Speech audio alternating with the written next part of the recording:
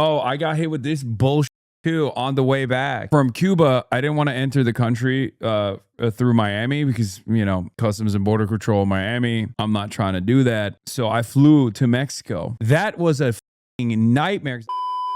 So all right, we got our boy. I miss him. He also went to Cuba and he made this video and he's view mogging me with his video. We're watching Boy Boy. was sailing in the Caribbean recently and I noticed something really strange happening. You see, these fishing boats, they just keep exploding. Look, you can see it here. If you look at the footage from the cameras of America's MQ-9 Reaper drones, you can see it right there. It's really weird. Like 200 fishermen have just spontaneously combusted so far. And what's even weirder is that the US Navy is here too, and they've been intercepting ships in the Caribbean that are trying to bring supplies to Cuba. So obviously I was very confused. So I decided the best way to work out what was going on is to... Okay, hold on. You yelled at me one time. It was my fault and I got sad and I didn't watch for 3 months, but I'm here, so... That's crazy. When I yell at chatters, you quit for 3 months? That's wild. Yes. Oh my God. That makes me so sad. Tubbo, don't laugh at them. That's crazy. Now we're getting laughed at by Tubbo. I'm sorry. Yeah, you're being too mean sometimes. You know, get on a fishing boat and try to bring 30 tons of humanitarian aid to Cuba. Evacuate your engine room immediately. In one shot, blew up the engine room, the ship stopped.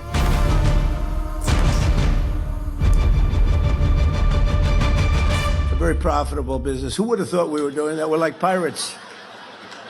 We're sort of like pirates. So funny. So funny, man. So you're probably thinking two things right now, right? Number one is that I'm obviously back at home, you know, filming the intro segment to this video, so I guess I didn't die or I didn't go to prison, but you actually have no idea where I'm filming this video from, do you? Like I could be doing it from a CIA black site, or maybe I'm filming it from hell, right? Maybe I'm dead, right? You actually have no idea what happens to me in this video. And the second thing you're thinking is, why does the US have a naval blockade of Cuba and why are they blowing up all these boats? Well, to find out, we need to know what's going on between the US and Cuba and how it all started. So for about 4,000 years, Cuba was home to 2 million people. Then the Europeans came in 1535 and through a very delicate balance of slavery and brand new cutting edge diseases like smallpox, in just 30 years the indigenous populations were declared completely extinct. At that point, the Europeans had the same feeling that I had when I ate an entire jar of pickles at 2 a.m. and then didn't have the ingredients left for my sandwich the next day. Without the indigenous slaves, the Europeans would have to do all the work. And they didn't come all the way from Europe to just like pick sugarcane forever. So they imported a brand new kind of slave from a different continent to, you know, replace all the ones that they killed. And they actually kind of look like this because they look quite different, these ones. Let's see. Asian, white, Asian. Yeah, so the new ones look like this, which is it's pretty good. Anyway, the Europeans fixed that extinction problem and the system worked pretty well for them for another 3. Cuba's like demographic control is such an interesting story because they kept importing white people as well because they wanted to strike a delicate balance on the island to make sure that there weren't more black people than white people. But then the white people that they kept bringing to the island were woke. And the white people then, you know, built the underlying anarchist movement on the island as well. And therefore led to the Cuban Revolution. Like some of the whites that they imported to the island because they were really scared, like the white business owners were really scared that there would be, you know, not a 50-50 split. And some of the white people that came up to the island were like, yeah, we're anarchists actually, or we're trade unionists because this sucks. Yeah, Spanish anarchists. And then those guys were like, yo, we should actually organize with these folk and, you know, not allow this current system to continue. 100 years, until the Cubans got sick of being slaves on plantations and I guess the Spanish got bed sores or something from sleeping on piles of bones all day. So the US actually stepped in and helped kick out the Spanish. But the main thing the Cubans got out of it was replacing a handful of Spanish plantation owners with a handful of Cuban and American plantation owners, and all their profits went to US companies instead of the King of Spain. And this system continued for the next 60 years, right? The Cuban countryside was a giant US sugarcane plantation. American companies controlled about 70% of the land, and the remainder of it was owned by just the 0.5% of rich Cubans. Illiteracy and malnutrition was through the roof, but in the cities, they had so much disposable food that they started using their spare grapes and bananas to make hats. And you can see them here dancing with these stupid hats for a bunch of guys with equally stupid names like Lucky, the Bug, Joe Bananas, not to be confused with Joe Diamonds, Joe Batters, Joe Fish, and Fat Joe, who were also there, and along with a guy called the Little Man and another guy also called the Little Man. You see, Havana, the capital of Cuba, was known as the Las Vegas of Latin America. And not just because it was the mecca for gambling and prostitution, but because it was run entirely by the US Mafia. Here's mob kingpin Maya Little Man Lansky hanging out in Havana with the US-backed Cuban dictator Fulgencio Batista. They're getting along really well because Batista let the mob buy up every hotel and casino in the city and pass laws that facilitated their money laundering and their narcotics and human trafficking. And, the mob loved it. I mean, Meyer Lansky, OG Jewish Mafia, like he is one of the pivotal figures that backed the Batista regime, was the connective tissue between America and Batista. A lot of Italians as well. Not enough to give him a stupid nickname like Bobby Gabagool, but still, they made a crazy amount of money together. And any Cuban who got in the way of this racket was executed by the dictator's secret police. Or, if you're lucky, like Fidel Castro over here, they'll just torture you and then exile you to Mexico. Now, at the time, Batista didn't realize that this was the biggest fumble in history because Castro was about to grow a beard. And with a group of 82 other bearded Cubans and a bunch of guns, he decided to sail back to Cuba from Mexico in a tiny 12-person boat that was called... Very anti-Semitic to say there's a Jewish mafia. No, like back then there literally was. What do you mean? Remember, this is a time period where Jews were also outcast from regular society, which is kind of what you do when you're, when you're not allowed to participate in normal societal functions. Yeah. Irish mafia, Italian mafia, the Jewish mafia at the time. Grandma, which, I mean, look, I don't get it either, but they wanted to liberate Cuba from this corrupt dictatorship. Unfortunately, they were immediately ambushed by Batista's army and only 12 of them survived the landing and they fled to the mountains. Now, in any normal situation, this would be the end of the revolution, but the interesting thing about Batista is that literally every single person hated him. So for the next 3 years, these 12 bearded men became thousands of bearded men and women too. And by 1959, they had defeated Batista, who, fled the country with 424 million. Yes, Castro's boat has the same name as Dragon's ship from One Piece. Remember, Oda knows. Grandma, same name for Dragon's ship, the revolutionaries in One Piece. Dollars he embezzled from his corrupt dictatorship. Fidel Castro became the leader of this new Cuban government, and let me tell you, he got to work immediately. Dude, I saw some photos that I hadn't seen from the initial landing with the beardos when they first came in with Grandma, and someone was saying that it took them, the Cuban Revolution would have taken days, if not for the fact that they had to stop and take some of the greatest aura photos of all time, the aura farming photos, and they literally are insane. I've never seen a group of dudes that just have such unbelievable aura. They weren't trying. Like, they were not actively trying to farm aura. They just had it. Yeah. This is it. Oh my God, dude. Ripping bogues in the swampland. Are you kidding me? Comrade. Nah, wait, you look tough. I'm taking a photo. Like, come on, bro. This shit looks like Red Dead. It looks like a snapshot from Red Dead. It's real life. The was Kurosawa with them or something? I can see why you modeled your entire life image after this man. That's crazy to say. I cannot hold... I do not have the aura in my entire body that Fidel or Che holds in their pinky, okay? That's crazy. You're an insane person for saying that. Yeah, I am unfit to shine their boots, as Hideo Kojima once famously said, or made Solid Snake say. Anyway. They skyrocketed to 7th in the world in literacy rates, eliminated poverty, brought electricity. What are your thoughts on Che, one of the greatest revolutionaries of all time, bar none, literally a lion of a man, straight up. There are very few people that have existed on this planet as incredible as Fidel Castro and Che Guevara. Very few people, straight up, like as close to perfect as you can be in every way, shape, and form. Obviously, no one is perfect, and there were plenty of imperfections, but what matters is recognizing and offering restitution for those wrongs and righting those wrongs. Literally, not even close. There's a reason, guys, a lot of people nowadays will say, oh, it's because he was hot that he was on every t-shirt. Like, I'm not kidding when I say this, okay?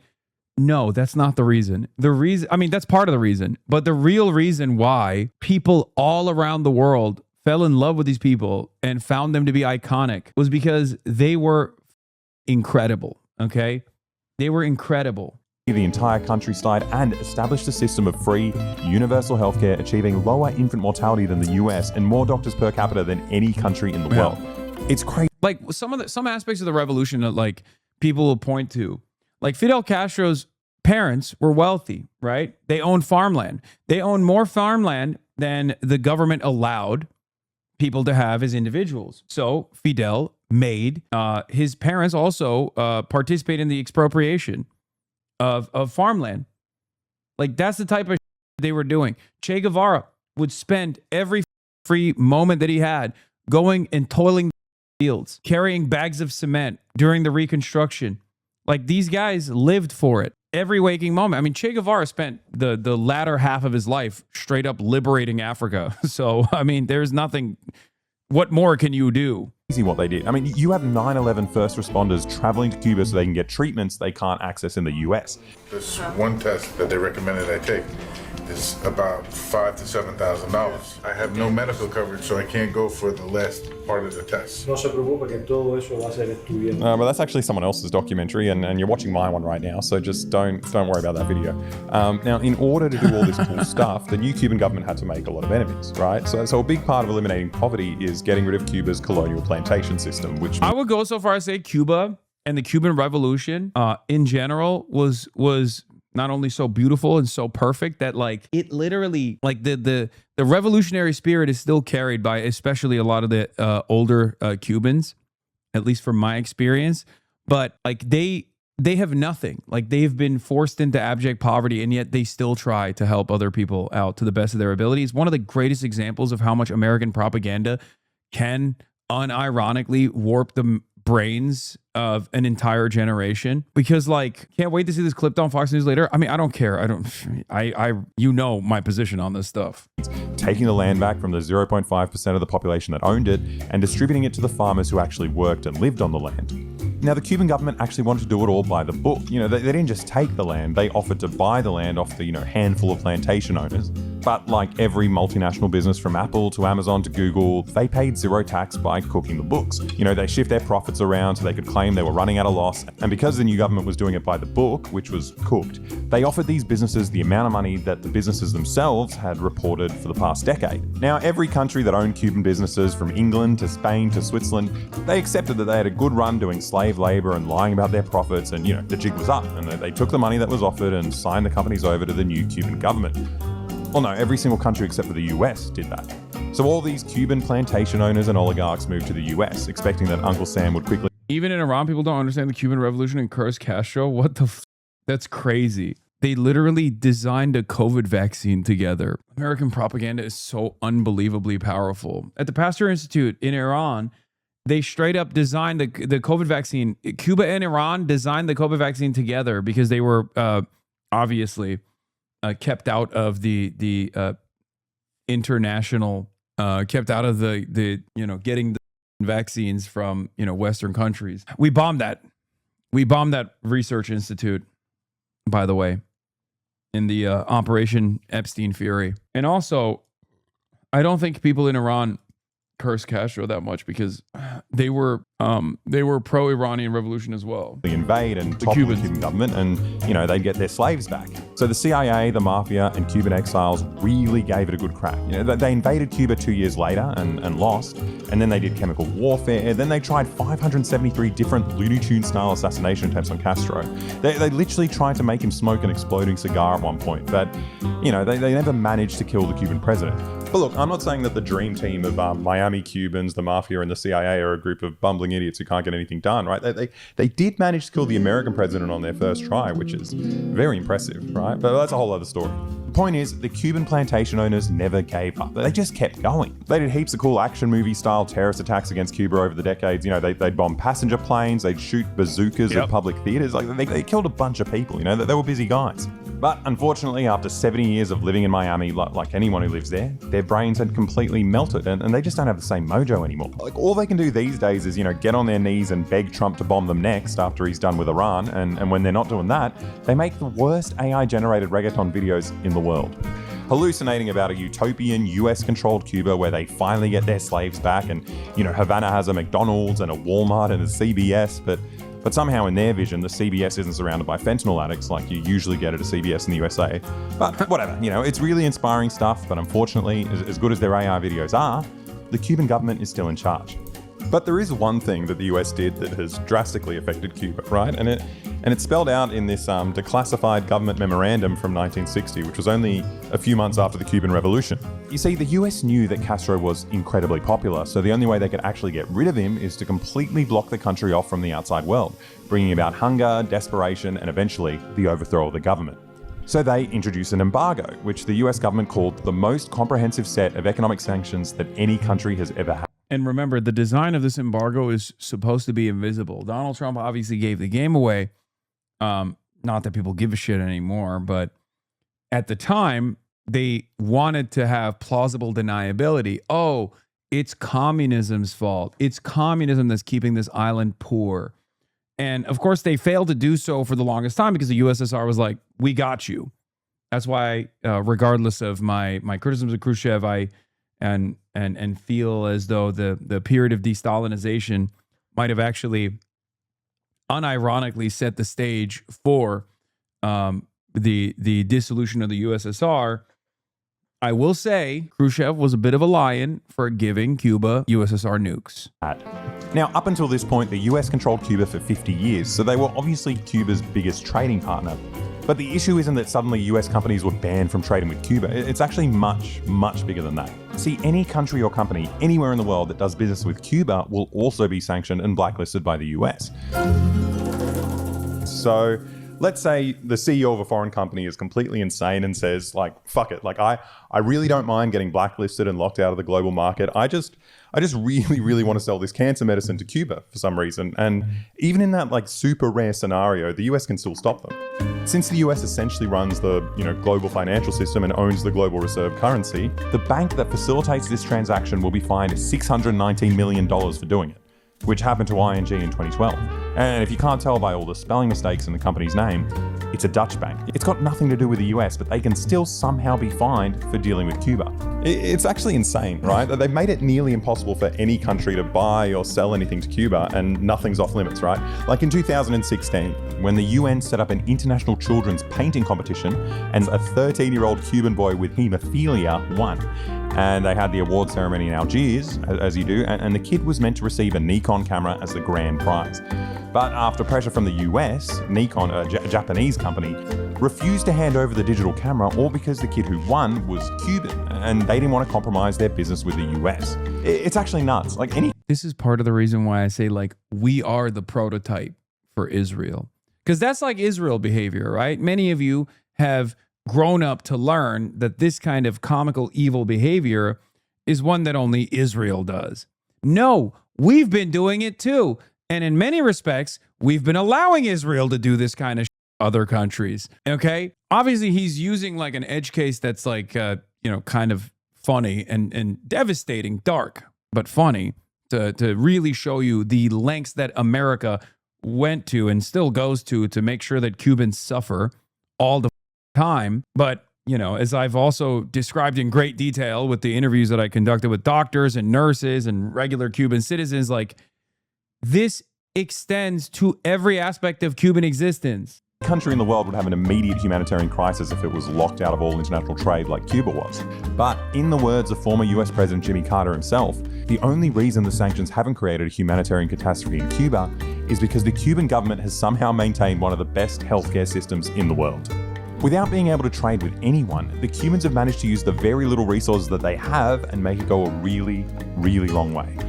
The healthcare system isn't just surviving under 70 years of the biggest economic blockade on Earth, but they're still doing international aid. A tiny country that can't trade with anyone sends more doctors to the third world than the world's 8 richest countries combined. They cured blindness for 4 million people around the world for free, and even in the more extreme cases like Haiti, Cuban doctors make up 75% of all healthcare in the country. I mean, without Cuban doctors, In Jamaica, Cuban doctors make up 70% of all of the rural healthcare, which now get zero healthcare because Marco Rubio forced the Jamaican country to purge the Cuban doctors. there would basically be no doctors left in Haiti. It's crazy.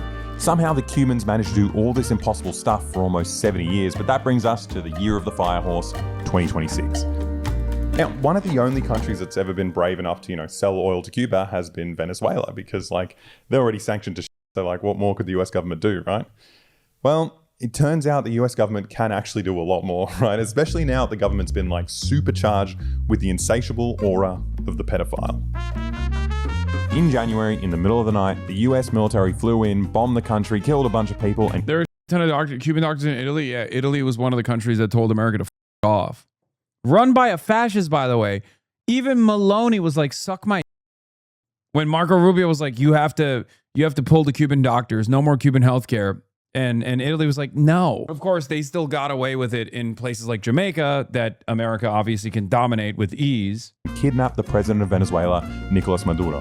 And they've been holding him in US prison for the past 6 months, claiming he's a drug trafficker, which is weird because, the brother of the US Secretary of State is an actual drug trafficker. And just a month before that, Trump pardoned the president of Honduras, who actually trafficked hundreds of tons of cocaine into the United States. But whatever. Look, what I'm trying to say is that they're foolish.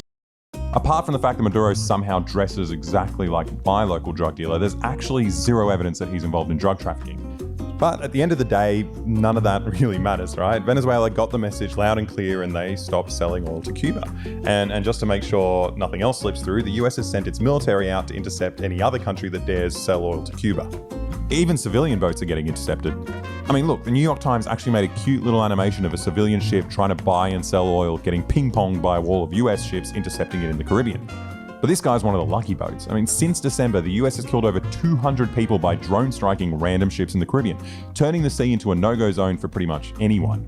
Now, the US claims they're killing drug traffickers, which is kind of funny because in the United States, the punishment for dealing drugs is not execution. And so it's illegal anyway, but it's also super convenient because they've simultaneously blown up all the evidence of the supposed drug trafficking.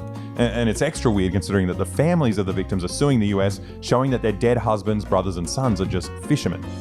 And look, I don't know who to believe, right? Obviously, both these claims are equally credible, but that's beside the point, right? What I'm trying to say is the Caribbean Sea is now a no man's land, right? And Cuba hasn't had any fuel for 8 months. They're going through constant blackouts, the garbage trucks, the hospitals, everything's down. It's absolutely horrifying. So as a YouTuber who cares about this stuff, my first thought was, how can I make this about me? So I teamed up with Progressive International, and together we're going to get some boats and fill them with food and medicine and see if we can get through this military blockade. Alex and I have done so much dangerous stuff in the past, and I was so excited for the next adventure, but Alex was actually too scared to do this one, right? Which, I don't really care, right? My best friend doesn't want to hang out with me. It's not like a big deal. I got heaps of other friends, actually. I got one other friend, Dan. Let me tell you, me and Dan, we go way back. We're talk about friends. He's probably my best friend ever, actually, now that I think about it. It's always just been just me and Dan against the world, and no one else matters as far as I'm concerned. We go way back. You know those guys that go to South America? You know the guys I'm talking about? They got disgusting hair, 100 armbands. They can't stop telling you about how their ayahuasca trip freed them from all their worldly vices, but they're also inexplicably addicted to Cuban cigars now. It's true though. That's true. Alex did actually. By the way, on the boat with Alexa, there's an Italian union guy. Nice. Yeah, he was a little too worried. How is this guy more badass than you? No Hasan mention. Well, considering that to be fair, I facilitated, but also we didn't even get to see one another because I flew out before he could get to Cuba because their travel got pushed back a little bit. I was actually very excited to see him in Cuba, but then unfortunately their travel got pushed back. Well, that was me and Dan 14 years ago.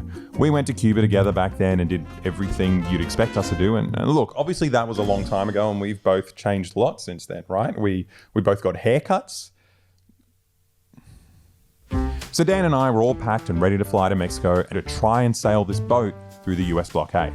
Oh, also the other reason why they couldn't come on with us was because they couldn't come to America. Yeah. Obviously they were, yeah.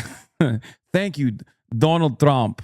What we didn't realize is that since we decided to go the dangerous route by boat instead of, flying all our aid in like everybody else, this trip would essentially be a never-ending cascade of bad news.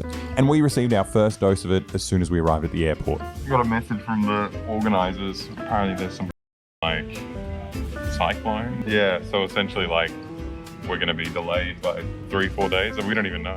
I'm scared of the US invading Cuba. Yeah. The longer we wait, Yeah, the more likely we're going to be there for when that happens. Everyone else just flying in, hey? Yeah. Every smart person. Yeah. Every important person. Also, I'm scared of getting bombed by the US.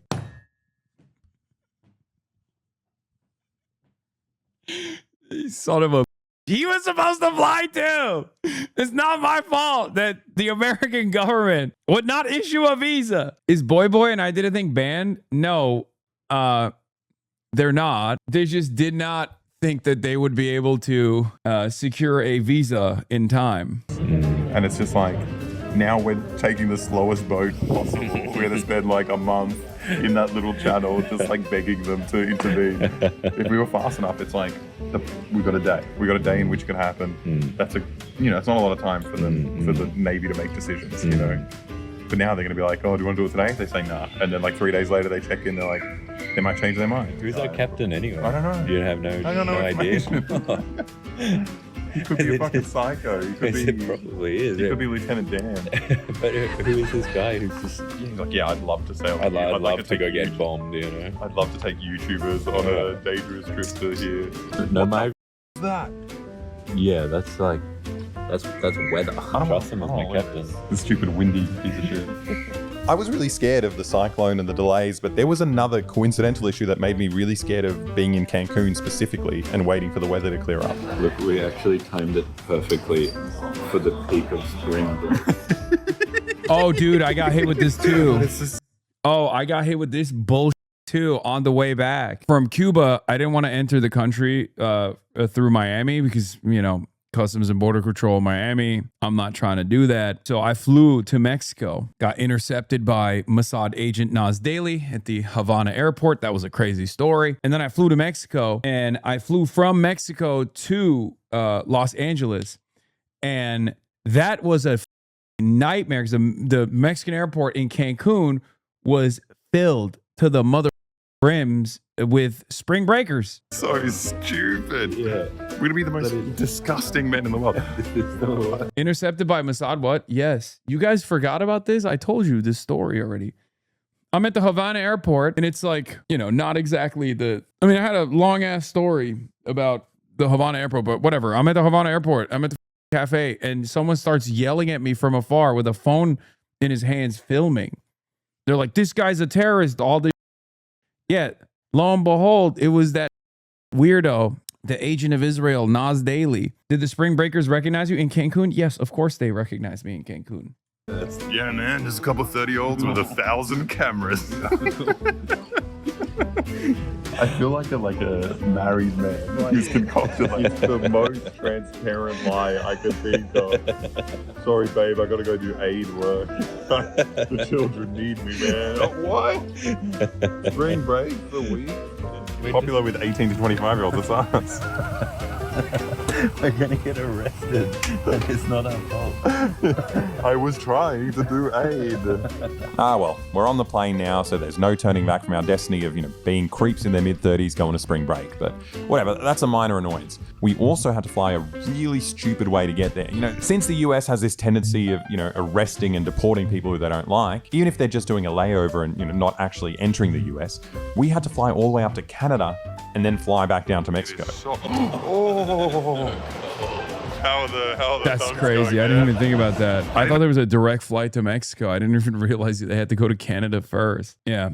Breaking: Democratic Socialists of America surpassed 120,000 members, making it the largest socialist organization in American history. The former title belonged to Eugene Debs' Socialist Party in 1912. It is now a better time to be socialist in America than ever before. You're nothing more than a domestic terrorist group. Your house on socialism. Your politician's house on socialism. America needs to deport every single one of you. 120,000 nutcases out of 330 million people is a drop in the bucket. I have no doubt most of your members are foreigners. The bottom line for Democrats is they failed America or they wouldn't be relying on the Socialist Party to save it. Democrats have no leader. Just Trump derangement syndrome. The reasons yours is an organization, not a party like Eugene Debs, is that you lack the balls to stop voting blue no matter who. Demon rats and Republitards are two faces of the same imperialist coin. How many of those members are actual Native Americans? Your family pet on capitalism. Your family pet on socialism. Not think about this. I was just like, it's only 5 hours from Cancun. Oh, spring break. So we just sat in the warmest diner we could find near the airport for like 13 hours. And then it was time to fly over to the climate that we actually packed clothes for. Tenemos que practicar español. Tengo una idea. Todo el vuelto, el vuelo, solo hablamos en español. Bueno, Para practicar. Sí. claro. Si no sabemos cómo se dice algo, tenemos que decirlo en inglés con un acento en español. Yo tengo miedo de las bombas americanas. Necesito hacer caca en mis pantalones. Sí, es como se dice así. We finally touched down in Mexico and we had to make our way to this little island where our boats were leaving from. So far, Mexico's the best country I've ever seen. Live music on the ferry ride, it was bloody great.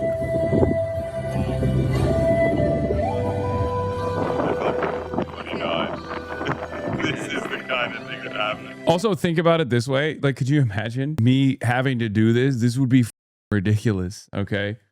So shout out to Progressive International for actually, because I was initially, this was the plan. We were all going to fly down to Mexico and we were all going to take boats to Cuba. Okay. That would have been insane. It would have been impossible. No shot. You will have internet. No, that wasn't a problem. We had already figured that shit out, but it's not. I mean, it was, you don't even want to go on a luxury cruise ship? No, it's not because I'm afraid of the water. I don't give a shit about that. It's like the Lord of the Rings, the final scene when they go to the elfish heaven.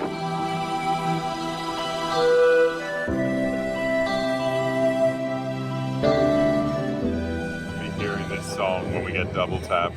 I've never seen my own dad so clearly. This is what it's gonna be like. Floating up that way. You ascend into the heavens. So there we were. We're on the island and it was time to see the boats and meet our fellow sailors. We haven't slept in like 2 days. And there's something about being so severely jet lagged that like it doesn't feel real. Yeah. You know, and if we're doing something normal, it would feel surreal. We're also doing something insane. So we found the place and it turns out our boats were just on the other side of this mangrove. Now I went in there without filming because I didn't want to ruin my first impression by being, an annoying YouTuber and sticking a camera in people's faces. But it turns out their first impression of me was actually much, much worse than any of that, right? Like what happened next is probably the most embarrassing thing I've ever put on the internet. And in my defense, I was very sleep deprived, like super sleep deprived, but I don't even know why I'm making excuses, right? You're going to see it anyway. But I essentially ran away from them, right? I shat my pants and I just ran away. Like I was only there for like 2 minutes and I met them and I said, hi, my name is Alexa. And these are like serious activists that were on the previous flotilla to Gaza.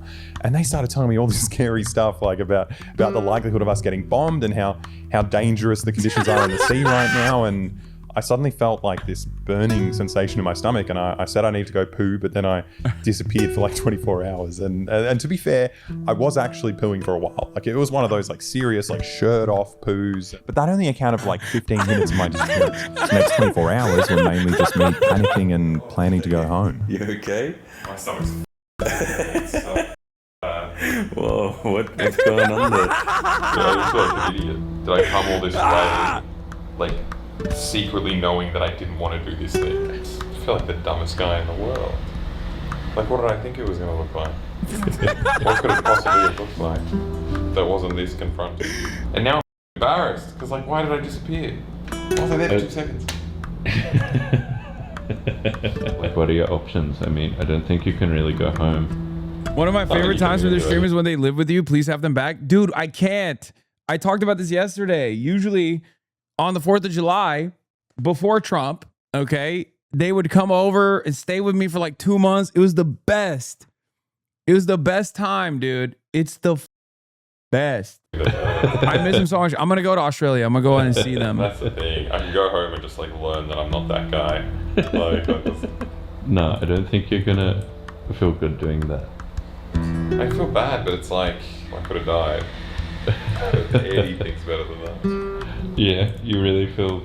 Yeah, I'm like really scared. Yeah. Hours passed during this freak out. The organizers didn't know where I'd gone. Like, little did they know that I was just a kilometer away and it was just me staring into the void and apparently stimming, which is a brand new feature I didn't realize I had for the past 30 years. But this one I worked out what the problem was. Like, it's not the fact that I'm like a pampered YouTuber who pretends he cares about the world but, can't handle any risk to his comfortable middle-class life. You see, the problem was Dan. See, Dan is one of those very kind people, right? Like a really good friend that's gonna when they see their friend panicking, they try to comfort them, right? Like hear them out and give them space. But that's when I realized what I actually needed was like an asshole like Alex, right? Whenever I freak out while we're sneaking into a CIA base or laundering money, he's always been there to concoct the most sociopathically efficient way to bully me into doing something I'm terrified of. Hey, Alex. Hey, man. I am myself. I'm so scared. We went to go meet everybody, Alex, and Alexa just decided he needed to take a crap and ran off after. I literally ran away. No, I don't really want to do this anymore, guys. Yeah. Oh, actually, I just remembered I need to poo, and then they never see me again. It's exactly what you asked. No, for. it is exactly what I asked for, and now I'm thinking like, did I just secretly know the entire time that I didn't want to do this? Well, I was surprised. Like, why am I freaking out more than Alexa is? I was like, is this man fucking suddenly love open ocean? Why am I so stupid? Well, Alexa, I think you know nothing about sailing, so don't try to understand it. All right? Yeah. Just let them. You're not going to magically solve all their sailing problems in like 5 minutes. Be like, wait, what if we tried this? It's just going to confuse you, and you're going to feel worse about it. Well, I feel really bad now, so I think that's what's happened. The woman who's like one of the organizers did the Gaza flotilla, and she's like, yeah, when we did that, it was like a 70% chance that we would die, and we all knew that. And this one, is more chill, and I'm just like, I don't know, what do you... Like, how much more chill? I'm like with people who seem like their risk tolerance is so high. It's true. Like Dan. Well, Dan's like, yeah, they seem really nice and cool. Well, I think you need to remember, Alexa, that you are a YouTube content creator. Yeah. I think, what would Mr. Beast do? Pay someone else to do it. Pay someone $1 million to do it with their hands tied behind their back. Yeah. I said that was meant to be helpful. I forgot he would do that. So Alexa, I really gotta poo as well. But that was my problem. I know, but that's what I gotta do now as well. Okay. Alright, well good luck. Let me know what you decide to do. Okay, bye-bye. So the call obviously didn't help, and I immediately went back to being a fidgety little coward. I spent 2 minutes around legitimately selfless people who understand that their lives aren't more important than the lives of Palestinians and Cubans. Someone fill me in on why they can't come here. Because they're Aussie radicals, dude. They've literally gone into a CIA base in Australia. They're also, their point of contact in America is me. Like in the past, when they were getting visas, they would just bring my name up and say that they were going to stay at my house, which in the past would not be that big of a problem. At least at this point, like the North Korea stuff is one thing. The American government doesn't know about the North Korea stuff, even though they literally did go, but it's not on their passport. But so that's probably not going to get dinged when they're, getting looked at, especially because they wouldn't have been able to get visas in the past. But yeah, imagine being like, yeah, we are Australian commies who are going to come and stay at Hasan Piker's house. That would be really funny. The visa guy would be like, okay, you should come to America just so we can put you in prison. And, they're willing to put their money where their mouth is. And I was slowly realizing that I'm a bit of a phony and I'm terrified. Like, before I made any drastic decisions, I did decide to sleep on it, right? And honestly, a decent part of my panic could be attributed to the fact that I hadn't slept 50 hours because the next day was absolutely beautiful. I mean, look, the boats weren't in the best condition. You know, the wood was rotten, the metal beams were snapped. You know, we were essentially stranded, waiting for the weather to get better. And the third boat that we were meant to be on hadn't even arrived in the port yet. I mean, we weren't even sure if it existed, but everyone was just trying their best to deal with all these problems. And I discovered that it's surprisingly easy to distract yourself from your imminent death when you're busy trying to fix up a boat. For the next few days, we'd spend the daytime fixing up the boats and spend the nights having, you know, little hoedowns. I honestly felt like I was living through the kind of thing that a middle-aged woman would fantasize about when... Maybe you can meet them in the UK. That's really funny, chatter. That's really funny. Oh, haha. Haha. Israel banned you from going to another country. Haha. You know, her husband forgets. You know, just a ship full of sexy young adventurers in South America, just surrounded by, like, you know, socially conscious, ripped guys who they stare deep into your eyes and promise to take you far away to feed starving people and make love. I saw Francesca Hong. But still, for those few days, I was actually having a great time, right? Apart from when we sang all those sea shanties that, for some reason, they traditionally always focus on sailors dying horrible deaths on the ocean.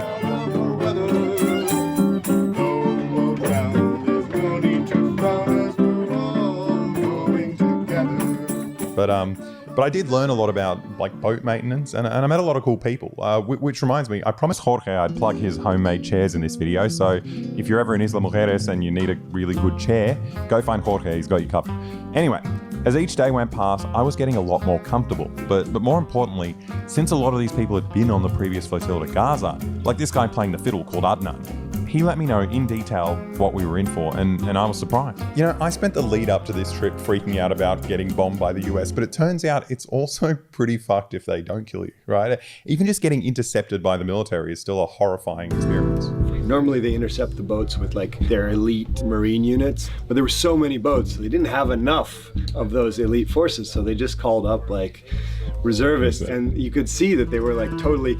Like, they didn't know how to drive the boat, like, they couldn't figure out, like, they were throwing up, they were seasick, like, it's, you know, once you first see that green laser dot on your chest and you know that it's an 18-year-old who's been raised from birth to think that you're some kind of threat and subhuman, honestly, there's a pretty decent chance they'll pull the trigger. Now, the interesting thing about Adnan is that, unlike everyone else who was sailing into the arms of the IDF, Adnan was simultaneously on a family vacation because he was on the boat with his younger brother as well. They demanded the passport when they intercepted him, and he said, I want to speak to a lawyer. Oh, yeah. And they punched him in the face. And when they loaded him on the prison bus, like, there's cells on the bus, so, like, you're already locked up.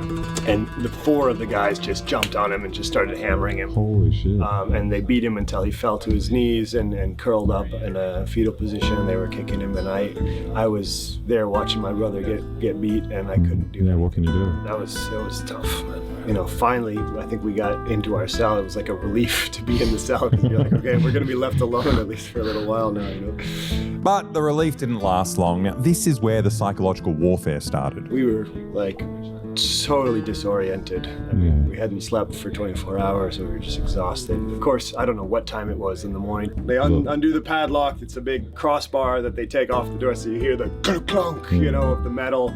We were made to kneel down, put our hands on our heads, and we didn't understand what was going on at all.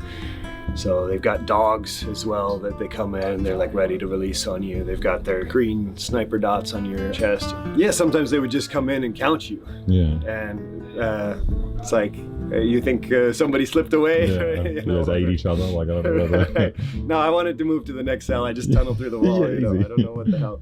So they do this weird intimidation routine multiple times a night. Like, you never know when it's coming, right? And it always ends with them counting you. But one time, he forgot how many people were in the cell afterwards. So they came in, like, all, like, shock and awe. Lights on, guns out, dogs in, everything, count us, blah, blah, blah. And then he forgot, so after we were all, like, getting back in bed, he came back and, like, meekly poked his head, like, through the bars of the cage, and it's like, 1, 2, 3, 4, 5, 6, 7. That's ridiculous. And it was so funny to me, like, why don't you just do that in the first place? Yeah. Obviously. It's because you want to terrorize. Intimidation, yeah. I mean, look, it's a horrifying experience, but these activists are just constantly willing to put their lives on the line, like, again and again for a good cause. And it makes sense why they do it, right? When you're fighting against the most powerful countries in the world and you're just a regular civilian, the flotillas are actually a really clever tactic. Like Cuba and Gaza, right? A group of people are being starved by military blockade, but the countries that are doing it are put in an impossible position when the flotilla arrives, right? So either you let them through and you look weak and it inspires more people to try and break your blockade, or you kill them or imprison them, in which case you look like a monster because now you're harming civilians from other countries, not just the brown people that you've so far been able to justify killing. For that reason, the authorities try to stop the flotilla at every step of the way before you set sail. Which is actually quite easy to do in the case of Cuba because the country's already sanctioned to shit, right? So if we want to get a boat for the flotilla, the company that rents or sells it to us and the insurance company that's covering the transaction and the voyage, they're immediately locked out of the international banking system because they're now doing business related to Cuba, right? And I don't know, no business is going to take that risk. So that's why our boats kind of suck, right? Like we either had to salvage like an old shit boat or pay a business an exorbitant amount of money to, make up for the fact that, their company will practically cease to exist after they do business with us. And we got a taste of that bureaucratic issue while we were fixing up these ships and the ship that... The freest of markets. Yeah. Classic free market. The freer the markets, the freer the people. we were meant to be on never arrived, right? It turns out all this pressure from the US and their sanctions... Hey, Hassan, sorry if this is a bad time, but I'm in the market for streamer memorabilia for my personal archive. Let me know if you are selling your chair anytime soon. I pay competitively. DM me. I just remember when you scream ACAB, that includes that thick-ass bunny from Zootopia. When was the last time you went on a train? Wait, username Herman Smeller?